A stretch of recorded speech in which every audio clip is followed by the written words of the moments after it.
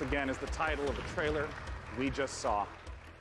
For our final guest tonight, please join me in welcoming from Larian Studios CEO Sven Vinke, and from Dungeons & Dragons at Wizards of the Coast, the creative director of Dungeons & Dragons, Mike Merles, to talk about Baldur's Gate 3. Yeah! Now, this was only just recently announced. How did this partnership come about? We went to see Wizards of the Coast at the end of Divinity Original Sin 1. Yeah. That was back in 2014. And I tried to convince them back then that they should give us the Baldur's Gate 3 license. And they said, yeah. But we had a long chat about what the vision would be for the game. And then we kept on bumping into each other. And then suddenly in 2016, I get a phone call from Nathan Stewart, who's the big boss of Mike and the head of Dungeons & Dragons. He said, you need to come to Seattle right away. We're going to have dinner in a very shady restaurant. And he had this big stack of paper with him. And on it was Baldur's Gate 3. And in it was pretty much everything that we talked about. And he says, I'm going to present this to my board. Do you still want to do it? I said, yeah, of course I still want to do it. And then a couple of weeks later, we started negotiating. And here we are. I mean, what does the Baldur's Gate franchise mean to you, Mike? Oh, to me, it's the crown jewel of D&D computer games, right? I mean, for me personally, Baldur's Gate, the original one, was finally I had the chance to actually play a D&D campaign rather than having to run them for all my friends. So it means so much to us. Baldur's Gate, it's such fantastic storytelling, and it's so exciting to see it come to not only a new generation of gamers, but for the gamers who remember the 20 years it's been since the original, the first two in the series. So it's incredibly exciting. And for us, it's such an important part of the D&D mythos as a whole. And we got a chance to see the trailer. Talk to me about some of the story elements, the world elements. What are things we're going to see in Baldur's Gate 3? Well, we're only talking about what's in the trailer right now, but obviously you're going to go to the city, because we start with the city. You start outside of the city, actually. There's going to be mind flayers. They're very nasty. You are seeing in the trailer the process of ceremorphosis, as we call it. It's accelerated, so that's not normal. Yeah. And you're going to see a lot of iconic creatures, iconic characters, iconic places, and that's as far as we go. Well, I'm curious about some of the gameplay elements, because obviously, there's just been a big resurgence of Dungeons & Dragons, tons of broadcasts on Twitch. I mean, how do you translate some of the insane things that players want to do into, what has to be a structured computer game? So we started with the player handbook, which is basically the basic rule set of Dungeons & Dragons. Which player handbook? Which edition? 5th edition. 5th edition. Right. Yeah.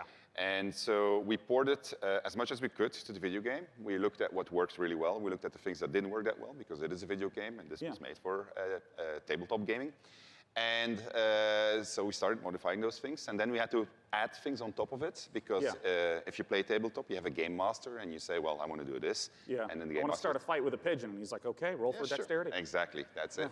So we had to add systems to make that possible within the game. But we've gone very, very far. Yeah, I mean, can you give an example of like a crazy moment that a player might do that you could actually play out in the game?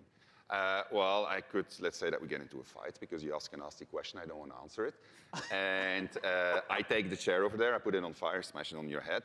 Well, just as an example. It's just an example, this is fine, we're just talking, These are things that we have to put systems into the game for to do it, which are not necessarily going to be described inside of the book.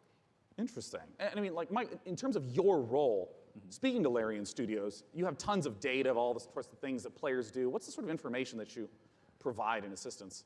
Well, really what it comes down to is providing the story support. We think of Dungeons & Dragons, the universe of D&D. It's like a toy box for dungeon masters and players to go into and build their own stories. So working with Larian and working with Sven, a lot of it was just opening up that toy box and sharing it. And giving that kind of guidance. Like I remember one of our first meetings, we just laid out a map of Baldur's Gate and the Sword Coast and asking a lot of questions, like what kind of story do we want to tell? Where do we want to go? What are the cool locations we've always wanted to put into a game like this? And then in terms of the system support, what does it mean in terms of the story for each character, for each character race, each character class, so that if you have your favorite class and it's in the game, you really feel like you're taking on that role that you love so much from the tabletop. It's really coming to life in an authentic way in Baldur's Gate 3. And we're going to talk in a moment about Baldur's Gate 3 release dates and whatnot, but we have a second game that we want to talk about on a new technology known as pencil and paper. I understand that there is a tabletop prequel coming for Baldur's Gate. Exactly. So in Baldur's Gate, we think there's one saga, all the different games coming together to tell one grand story of this city.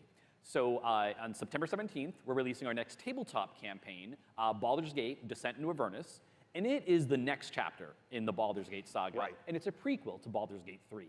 So if you haven't played a Baldur's Gate game since Baldur's Gate 1 or 2, this is your chance to check out on the history. It's been about 100 years since the events of Baldur's Gate 2. Yeah. So this will give you a chance to check in on the city, to see what's going on, its current state, who the movers and shakers are. We also feature a complete levels 1 to 13 campaign that takes you from the mean streets of Baldur's Gate to the depths of hell itself, and sort of pose to the players a question: do you want to redeem Baldur's Gate or send it to damnation?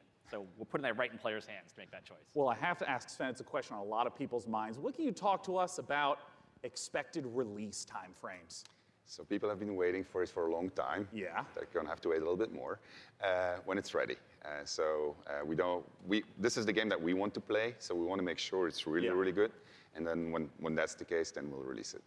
Well, I know a lot of people have been waiting a long time. And I think I speak for a lot of people here when I say, take your time. If the Divinity Original Sin games are any indication of the quality, it's going to be fantastic and worth the wait. Gentlemen, thanks so much for joining me on stage. Thank you very much. Thank you.